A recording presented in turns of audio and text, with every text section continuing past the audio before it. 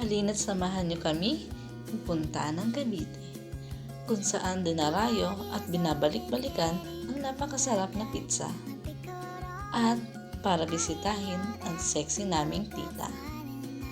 Madalian na po ang aming paglalakad dahil sa tanghali na po kami magdesisyon na sa Cavite magpunta. Dito na po sa sakayan namin hinintay ang ibang kasama namin. Ayan, at nagmamadali na siya. At kung makikita niyo ang aking pamangkin, na niya ang pagkain ng manok. Ayan, at kompleto na kami. Maaari na kaming sumakay ng bus papuntang Pitex. Kaya naman, for the go at tamang silip sa MOA. Marami po kasing rides dito. Kaya naman, kung may kasama kang bata, dapat marami mong budget. Ayan, at nasa Pitex na po kami.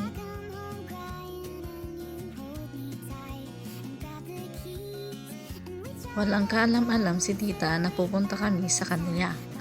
Kaya naman, pagdating namin, wala siya dito. Tudas!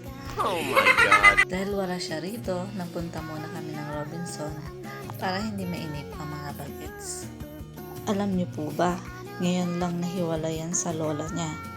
Kaya naman, nung paluwas kami, hinatid kami ng dalawang matanda sa Balanacan. So 10 minutes pa lang na pagkakaalis nila kasi uuwi na sila sa bahay, nagkularat na siya. Hindi ko alam kung paano siya patigilin. Kaya naman tinawagan ko si kuya kasi nga nasa biyahe pa sila nanay. Ayun, pumalma naman siya. Lumabas muna kami. Kaso nung makita niya yung barko, sabi niya, nanay, sino kasama ko dito? Aalis ka na. Napaisip tuloy ako.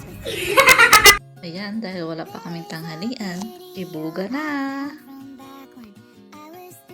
Yan ang pizzang binabalik-balikan. Kain po tayo.